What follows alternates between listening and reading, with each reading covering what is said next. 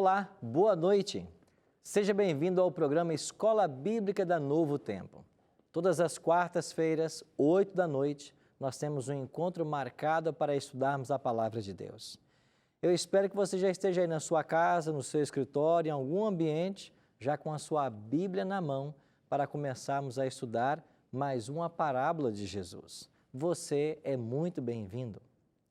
Eu queria começar o programa de hoje, como eu sempre faço, mandando um abraço, um alô especial para alguns amigos que estão sintonizados, assistindo o programa Escola Bíblica.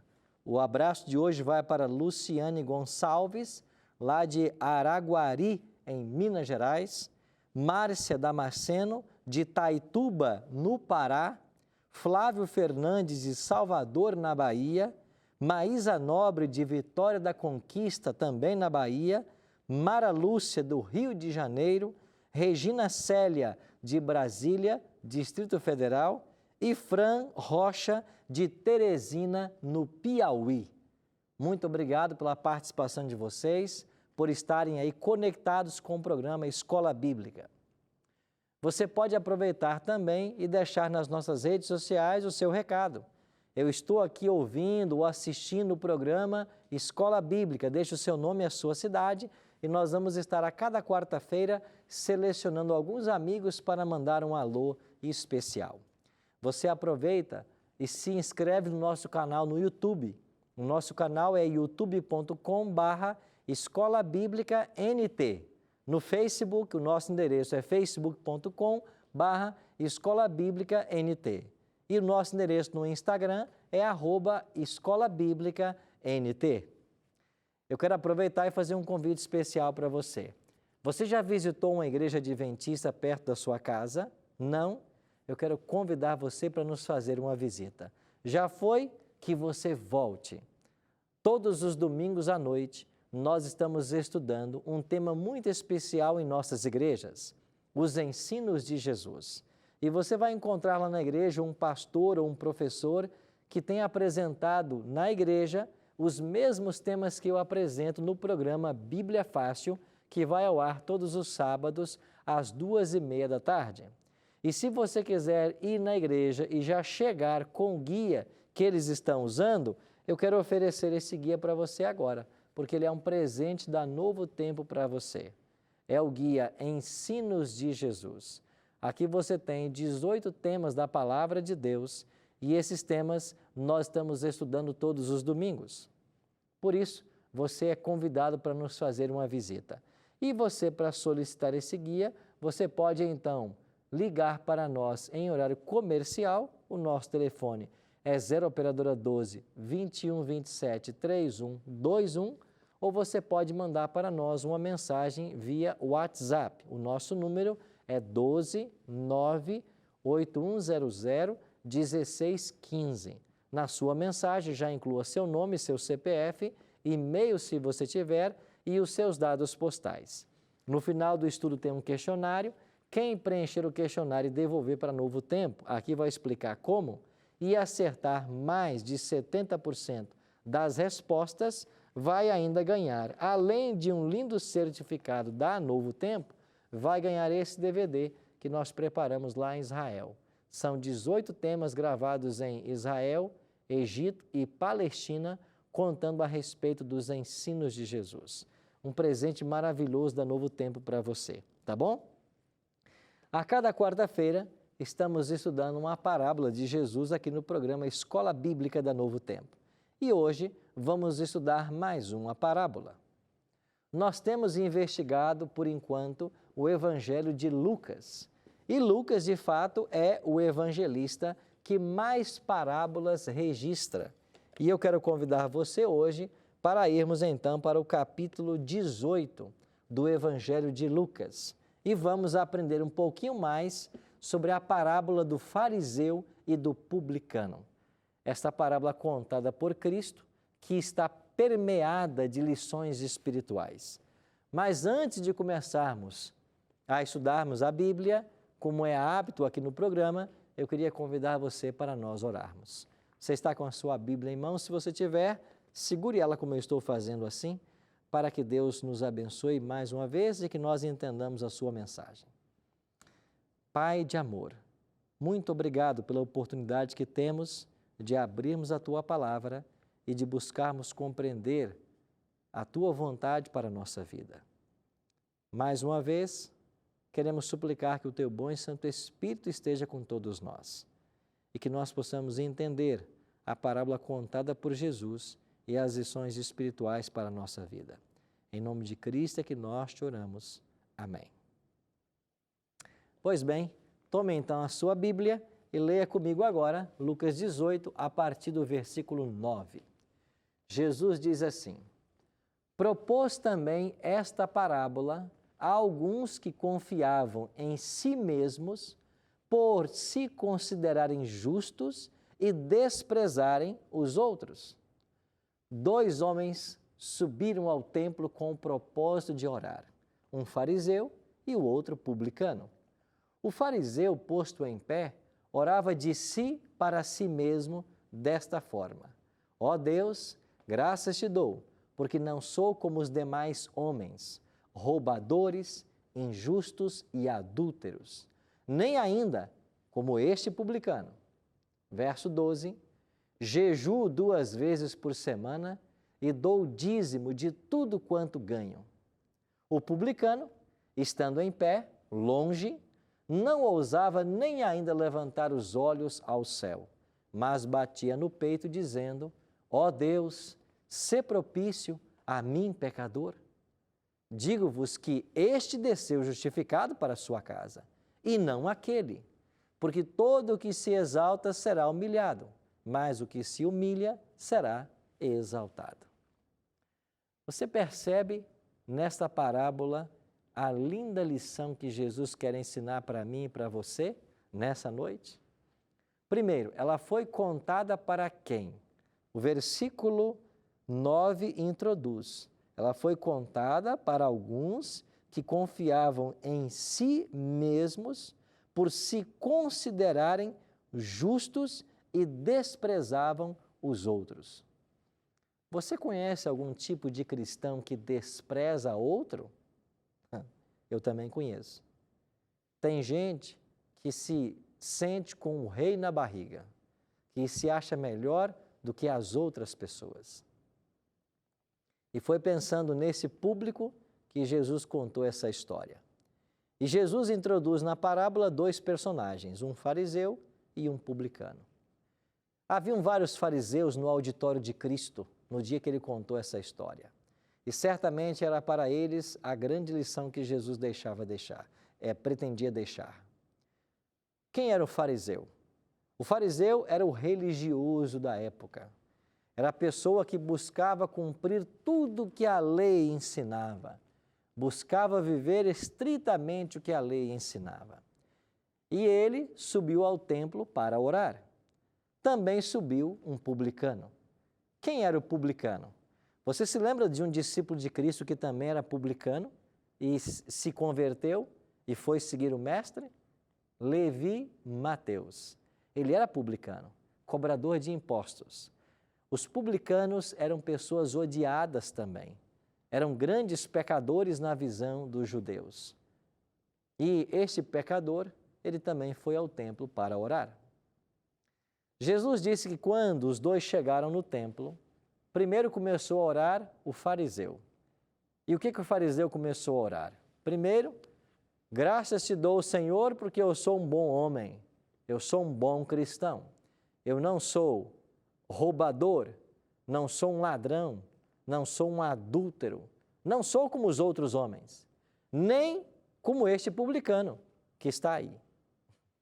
E ele aponta o seu dedo para o semelhante. Eu não sou como este aí. Tem muitos cristãos que ficam se comparando uns com os outros. Amigo, o seu modelo é Cristo. Você deve se comparar com Ele. É Ele que você tem que buscar se espelhar e não em ninguém. Nosso modelo é Jesus Cristo, mas Ele é um modelo tão perfeito que todas as vezes que você se aproxima dEle, Ele se projeta para mais longe, porque Ele é um ideal a ser atingido. Esse fariseu disse algumas coisas que eram verdades. Eu jejuo 2 vezes por semana. E, de fato, um fariseu jejuava toda terça e toda quinta. Eles tinham por hábito de jejuar. Você jejua 2 vezes por semana? Bom, talvez você não seja melhor do que esse fariseu da história. Ele também disse que ele dava o dízimo de tudo quanto ele recebia. E isso também era verdade, porque Jesus, lá em São Mateus, capítulo 23, verso 23, vai dizer que os fariseus dizimavam até a hortelã, o endro e o cominho. Eu fui buscar para conhecer um pouquinho mais a respeito dessas especiarias, e aqui está uma imagem que mostra a hortelã, o endro e o cominho. E o fariseu dizimava. Trazendo isso para os nossos dias, seria como você ter uma horta no fundo do quintal, e quando um pé de alface desse 10 folhas, seria ir lá, arrancar uma e devolver de dízimo. Você é estrito no seu dízimo como esse fariseu? Eu acho que não. Este fariseu buscava viver da melhor maneira possível. Ele tinha um grande problema. Ele achava que ele não precisava da graça de Cristo. Ele achava que pela prática das suas obras, com o seu jeito de ser, ele já mereceria o favor de Deus. E por causa disso, ele se sentia melhor que os outros seres humanos. Por que é que Jesus contou essa história do fariseu e do publicano? Qual é a grande lição que Jesus quer deixar para mim e para você? Interessante que ao terminar o conto da parábola, Jesus faz uma pergunta para os seus ouvintes. Qual dos dois desceu justificado? Porque o fariseu se declarava melhor do que todos os outros, mas o publicano, ele batia no seu peito, de longe, nem do altar se aproximava, e ele dizia: ó Deus, sê propício a mim, pecador. Aqui está o grande ensino da parábola. Só aquele que reconhece a sua grande pecaminosidade se abre para a graça de Deus. Quem acha que não tem pecado, ele não vai sentir necessidade de Cristo. E essa necessidade, ela só pode ser operada em nosso coração através do Espírito Santo. Será que eu estou pregando para alguém nessa noite que se sente um santarrão e que nem de Jesus precisa? Será que eu estou pregando para alguém que confia tanto naquilo que pratica, confia tanto nas suas boas obras, confia tanto no seu conhecimento intelectual, confia tanto nos títulos que acumulou ao longo da vida, que nem necessidade de Cristo você sente mais? Então você é o fariseu da parábola. Há uma lição para você aqui. Estou pregando para alguém que nem coragem de ir à igreja tem mais? Alguém que se sente longe dos caminhos de Deus? E toda noite, quando você põe a cabeça no travesseiro, você se lembra que no passado você costumava orar, mas você tem tanta vergonha de Cristo pelas coisas que você está fazendo que você nem ora mais? Há uma lição para você nessa parábola. Cristo quer nos ensinar algo precioso nessa história. E o que Ele quer ensinar? Que nada do que você faça pode ajudar você na sua salvação. Esta, quem sabe, é uma das verdades mais radicais que o Evangelho tem para pregar. Nada do que você faça pode ajudar você na sua salvação. Porque se alguma coisa que você fizesse pudesse te ajudar, você não seria salvo pela graça, mas pelas obras. Eu queria lembrar à sua mente um texto escrito pelo apóstolo Paulo, lá em Efésios, no capítulo 2, versículos 8 e 9, onde Paulo diz assim: porque pela graça sois salvos, mediante a fé. Isto não vem de vós, é um dom de Deus, não de obras, para que ninguém se glorie. Você gravou o que Paulo escreveu? Efésios 2:8, porque pela graça sois salvos mediante a fé. Isto não vem de vós, é um dom, é um presente de Deus. Versículo 9, não de obras, para que ninguém se glorie. Te ensinaram na igreja que você deve praticar boas obras para ser salvo? Esse ensino não é bíblico. Te ensinaram na igreja de que quando você faz o bem às pessoas, você está ajudando na sua salvação? Esse ensino não é bíblico. A palavra de Deus diz que nós somos salvos exclusivamente pela graça do Senhor Jesus e não há mérito humano algum nisso. A palavra justificação, e Jesus usou ela na história, ele disse que aquele que se considerava um santo por causa das coisas que fazia, ele não foi justificado, mas aquele que reconheceu a sua pecaminosidade, este foi justificado. E sabe o que é ser justificado à luz da Bíblia? É ser perdoado, é ser aceito pelo Pai.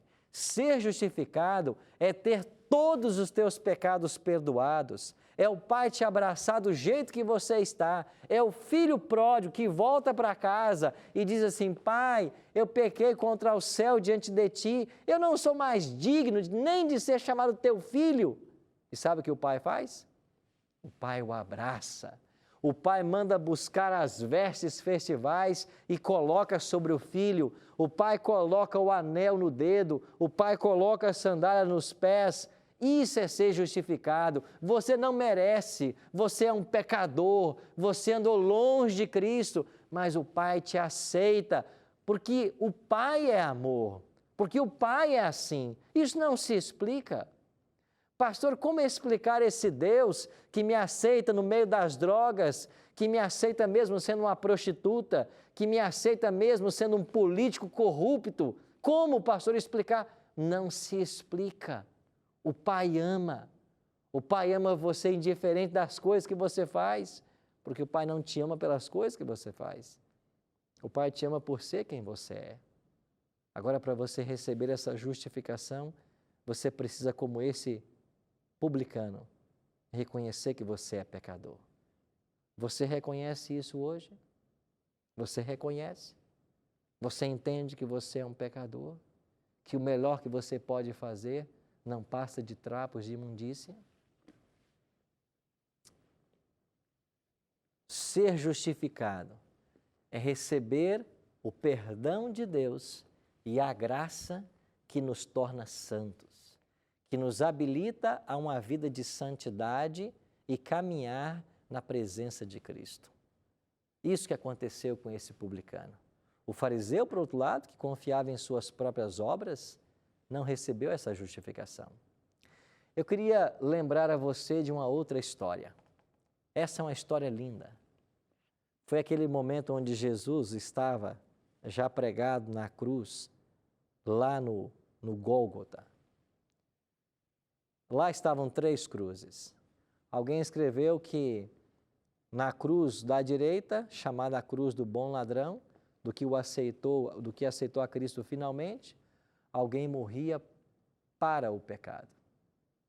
Na cruz da esquerda, o assim chamado mau ladrão morria no pecado. Mas na cruz do centro havia um homem que morria pelo pecado. Ele morria por causa do seu pecado. É isso que o profeta Isaías, no capítulo 53, vai dizer.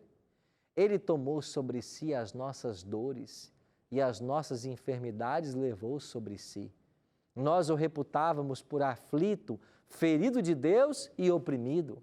Mas ele foi traspassado pelas nossas transgressões e moídos pelas nossas iniquidades. O castigo que nos traz a paz estava sobre ele e pelas suas pisaduras nós fomos sarados.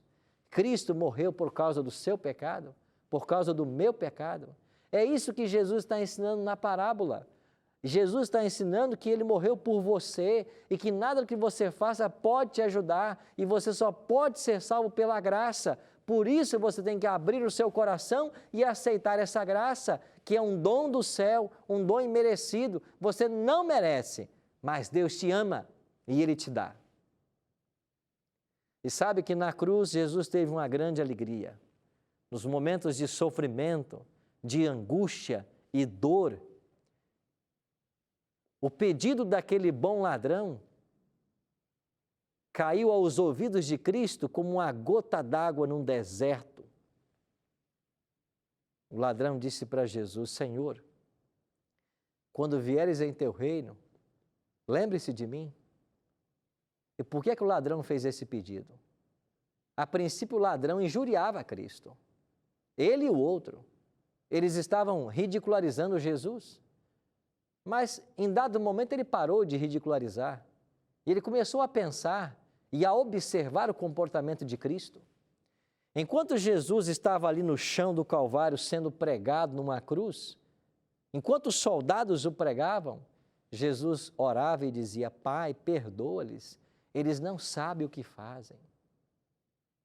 Enquanto as pessoas passavam depois de Cristo crucificado e meneavam a cabeça dizendo: se fosse o Cristo, ele não estaria nessa condição, Jesus olhava com amor para essas pessoas e dizia: Pai, perdoa-lhes, eles não sabem o que fazem.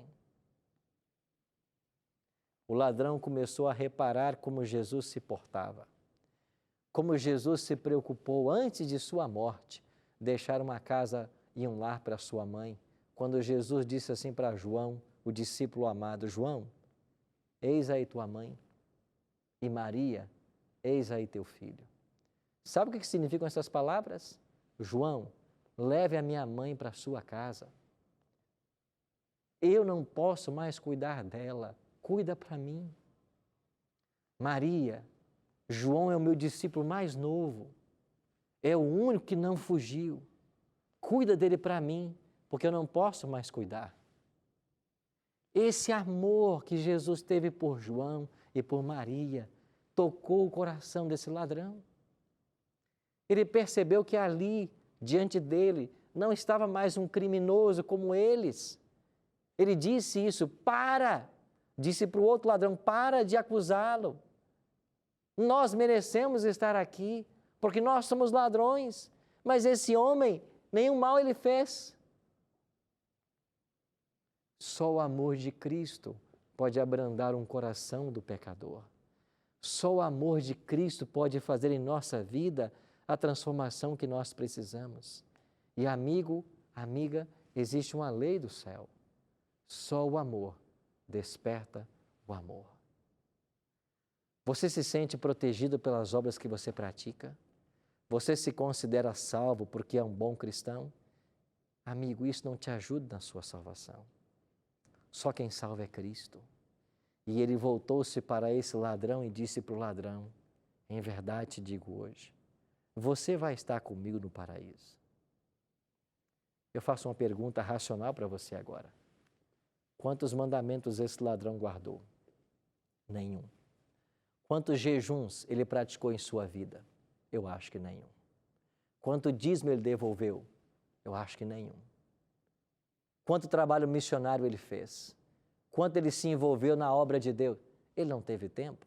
Ele já estava numa cruz. E lá ele morreu naquele dia. Mas por que ele foi salvo? Porque nós somos salvos é pela graça, independente das obras. Porque se fosse pelas obras, não seria graça, seria mérito. Uma canção antiga dizia que esse foi o maior ladrão do mundo. Sabe por quê? Porque ele roubou a vida inteira e na hora da morte ele roubou a salvação. A canção não está correta. Ele não roubou a salvação. Ele simplesmente aceitou aquilo que é oferecido de graça. É isso que Jesus está contando na parábola. Você não é salvo pelas obras. As coisas que você faz não vão contribuir na sua salvação, porque você é salvo pela graça. Agora, tem um detalhe que eu tenho que dizer para você com todo carinho. Nós somos salvos pela graça, mas uma vez que Cristo nos salva, o resultado natural dessa salvação será a obediência. E o melhor cristão que você conhece sobre a face da terra, aquele que guarda tudo que a palavra de Deus ensina, que anda na luz do Evangelho, é porque ele tem Cristo no coração. Porque quando Cristo habita o coração, é impossível você desobedecer o que esse livro orienta.